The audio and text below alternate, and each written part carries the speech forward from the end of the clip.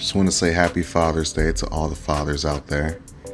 And I also wanted to just cover some NBA stuff that's been taking place. I think we all know the whole Anthony Davis trade took place, so now he's on the Lakers. LeBron's opting to try to get Kyrie Irving, and now the league is basically just at LeBron's hand because everything that's taking place from here on out, it's going to be about the Lakers becoming a better team. Whether they end up having to get rid of some people, I can already tell this whole offseason is just going to solely be about the Lakers and what their next moves are. Because right now, with Anthony Davis and LeBron James, they're going to try to get as many people to their team to persuade this kind of powerhouse with the Lakers all over again, as the dynasty has kind of faded over the past few years. Now, the good thing about this is that there are a lot of people who are getting ready to be free agents who are of good caliber. For the most part, you do have Kyrie Irving, who's about to opt in that. You do have some other people who could be shifted around depending on how some of these trades go out. Now, I know for the Celtics, they were trying to get Anthony Davis, which they didn't end up doing. That was their main pitch to Kyrie to be able to stay with the Celtics. So since that fell through, Kyrie is most likely going to try to go to the Lakers, which means that other teams are going to have to kind of just deal with that, even though the Brooklyn Nets are trying to get Kyrie. Now, that's something that could also work out in his favor. Technically, it's not going to get him a lot of rings, but it is going to get him one of those supermax contracts, which is always enticing for any NBA player. The only problem with that particular scenario is that D'Angelo Russell will either, stay there and either be a shooting guard, or he'll end up being like a backup point guard, or in order to get Kyrie, they're going to have to trade Russell, and then he's going to become a Celtics.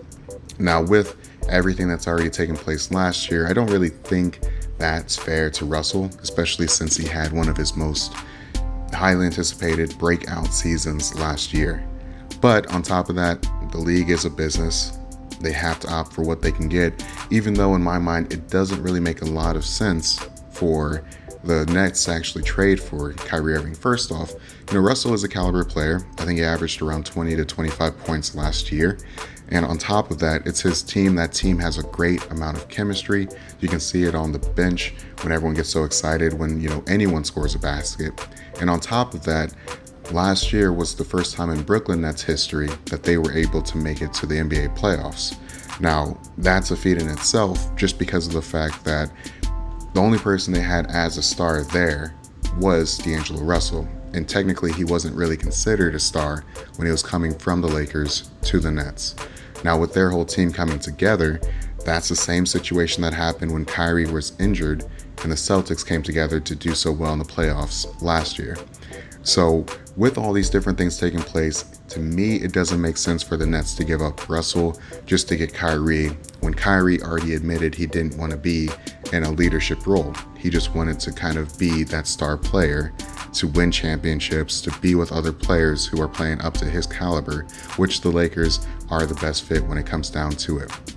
Now, with everything else being said, worst case scenario, Russell gets traded to the Celtics, Kyrie goes to the Nets, and then Russell's going to end up being a part of the Celtics team.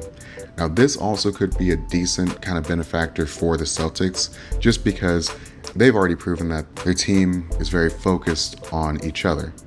So they want to make sure that everyone's getting the ball, that they're winning, and that they're trying to actually ascertain a championship rather than promote any particular superstar, which is great for D'Angelo Russell because of the fact that he'll be able to help them get to that, next step, which is always great because he is one of those players that wants to see other people succeed.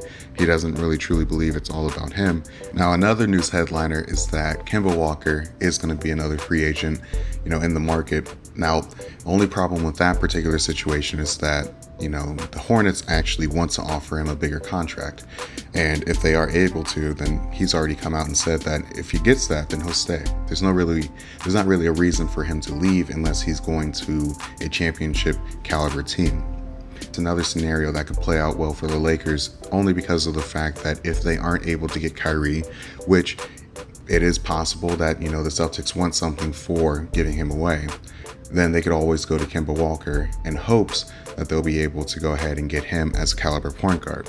A lot of people forget that Kawhi Leonard is actually going to be a free agent this offseason. So he only signed a 1-year deal with the Raptors to be able to get away from the Spurs. So he can either choose to go back to the Raptors, hope that he can pull off another championship, or he can choose to go to any other team. Really, it's based upon whatever he thinks is going to be best. But he could also be another person that the Lakers go for, because he would be either a shooting guard or also a power forward, depending on what LeBron decides to do. But that could also work in the Lakers' favor. That's why this whole offseason is basically going to be, watching to see what the Lakers choose to do. Because with everything that's getting switched around and all these different free agents that are taking place, it kind of puts them in a position to kind of pick up what's left out there and offer the best deals, because their salary cap space has been opened up from letting go of Brandon Ingram, LeVar Ball, and also, I forget, there was one other person. But so there's a lot of things going on, for the offseason. But let me know what you think is going to happen. Do you think the Lakers are going to get all of these other people? Or do you think, everything's just going to stay the same? Kawhi goes back to the Raptors. Kyrie heads back with the Celtics. Everything like that. And I look forward to hearing from you later.